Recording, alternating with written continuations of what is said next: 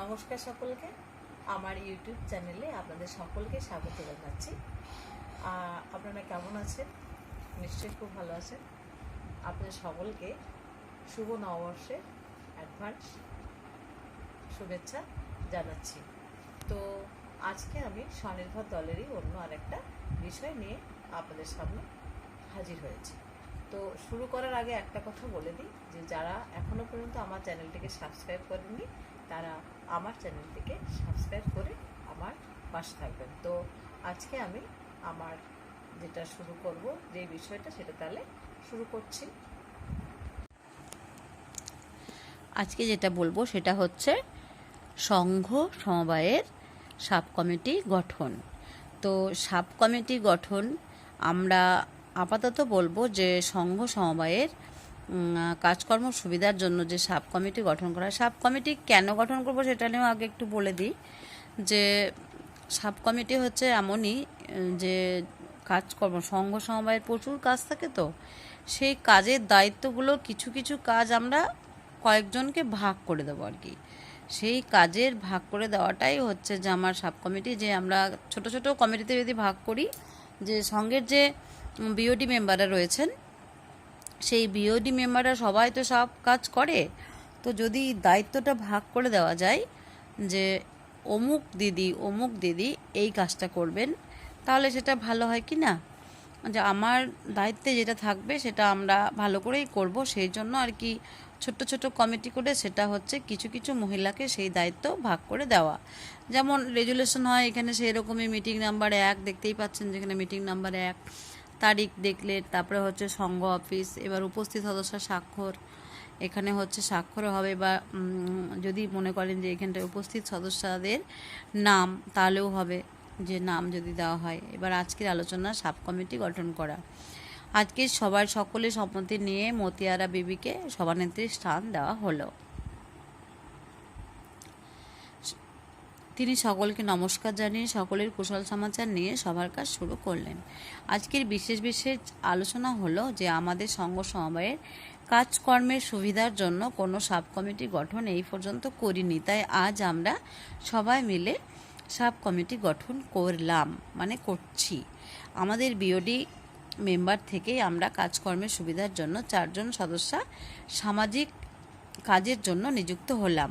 মানে আমরা নিজেরা লিখে দেয় নিযুক্ত হলাম। যে কোনো ভালো কাজ আমরা করব, সামাজিক কাজের সঙ্গে আমরা যুক্ত থাকব। যেসব বাচ্চারা অঙ্গনওয়াড়িতে এখনও পর্যন্ত যায় না, তাদের অঙ্গনওয়াড়িতে যাওয়ার ব্যবস্থা করব। প্রতিনিয়ত সেই বাচ্চাদের ওজন করাবো। অনেক রকম সামাজিক কাজের সঙ্গে আমরা যুক্ত থাকব। এর সাথে আরও যেটা হবে যে স্কুল ছুট বাচ্চা রয়েছে যারা এখনও পর্যন্ত স্কুলে যাচ্ছেন না, সেই সব বাচ্চাদের বাবা মায়ের সাথে, অর্থাৎ অভিভাবিকাদের সাথে আমরা কথা বলবো এবং জেনে নেব যে তারা কেন স্কুলে যাচ্ছেন না। তো তাদের সাথে কথা বলে তাদেরকে স্কুল যাওয়ার ব্যবস্থা করার আমরা চেষ্টা করব। এটাতে কি হয়, সমাজের প্রতিটি ছেলে মেয়ে অল্প না অল্প পড়াশোনাও শিখবে এবং প্রত্যেকটি বাচ্চা যদি স্কুলে যায় তাহলে নিজের বাচ্চাটিও কিন্তু ভাববে যে পাশের বাড়ি দাদা বা দিদি বা বোন বা ভাই তারা হচ্ছে যে স্কুলে যাচ্ছে, তাহলে আমিও যাব। মানে এটা কিন্তু একটা খুব ভালো দিক, পাশের বাচ্চাকে দেখে নিজের বাচ্চা শেখে। তো এইটা আমরা লক্ষ্য রাখবো। এছাড়াও আছে পালস পোলিও টিকাকরণ, তারপরে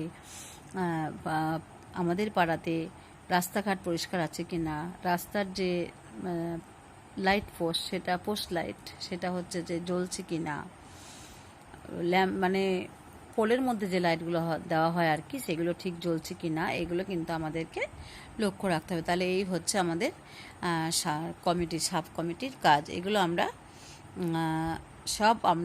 এই সাব কমিটির মধ্যেই, মানে সামাজিক সাব কমিটির মধ্যে এগুলো কিন্তু থাকবে। প্রত্যেক মাসে সংঘ সমবায় থেকে যে 4 জন মহিলা এখানে নিযুক্ত রয়েছেন তারা কিন্তু প্রত্যেক মাসে একটা করে মিটিং করবেন এবং কি কাজ হচ্ছে সমস্ত সদস্যকে নিয়ে, মানে স্বনির্ভর দলের সদস্যরা যতগুলো দল এই সংঘ সমবায়ের সাথে অন্তর্ভুক্ত, তাদের সকলেই সকলকেই দেখার দায়িত্ব কিন্তু আমাদের। তাই ঠিকঠাকভাবে সামাজিক কাজ হচ্ছে কিনা তাই সেইটা কিন্তু আমরা 4 জনই দেখব। এখানে আরেকটা কথা বলা যায়, ধরুন আমার বিওডি মেম্বার যদি 10 জন হয় বা 12 জন হয়, আমার একটা সঙ্গতে যদি 10টা উপসঙ্গ হয় আমরা জানি, তাহলে 10টাই উপসঙ্গের নেত্রী হবে, বিওডি মেম্বার হবে। আর যদি 12টা 13টা উপসঙ্গ হয় তাহলে ততগুলোই কিন্তু বিওডি মেম্বার হবে। তাহলে এতগুলো বিওডি মেম্বারের মধ্যে আমরা সামাজিক কমিটি, অর্থনৈতিক কমিটি এবং হচ্ছে যে সংগঠন তৈরি, জীবিকা ও প্রশিক্ষণ, এখানেও কিন্তু আমরা ভাগ হয়ে যাব। সবাইকে কিন্তু ভাগ করেই কাজ দেওয়া হবে। এবং এটা আরও বলতে হবে যে প্রয়োজনে আমরা সবাই মিলেমিশে কাজ করতে পারি, এটাও আমরা করতে পারি, এটাও কিন্তু রেজুলেশনে লেখা থাকবে। তো বেশ, এবার আর কিছু না, আজকে এইভাবে আমরা সাব কমিটি তৈরি করব। আমরা এখনও পর্যন্ত যারা জানি না যে কিভাবে সাব কমিটি তৈরি করব, সেটা কিন্তু জেনে নিতে হবে। তারপর আমাদেরকে সাব কমিটিগুলো তৈরি করে নিতে হবে। তো যাক, আজকে এইখানটায় মিটিংয়ের শেষে যে আর কিছু আমাদের আলোচনা করার নেই, সভা শেষ করছি। পরবর্তী সভা মানে তার পরের মাসে সংঘ অফিসে, এটা বলে শেষ করছি। তো আমারও আর কিছু বলা নেই। সবাই আপনারা সুস্থ থাকবেন, ভালো থাকবেন, এই কামনা নিয়ে শেষ করছি। সকলকে ধন্যবাদ। তো এতক্ষণ ধরে আমি এটা আপনাদের সামনে পুরো আমার নিজেই, আমি যেহেতু খাতাতে লিখলাম বা লিখে দেখালাম, তার জন্য হচ্ছে যে আমি নিজেকে দেখাতে পারিনি। তো আজকে আর কিছু বলছি না, পরবর্তী ভিডিওতে আবার আপনারা আমাকে দেখতে পারবেন এবং আপনাদের সামনে আবার আমি হাজির হব।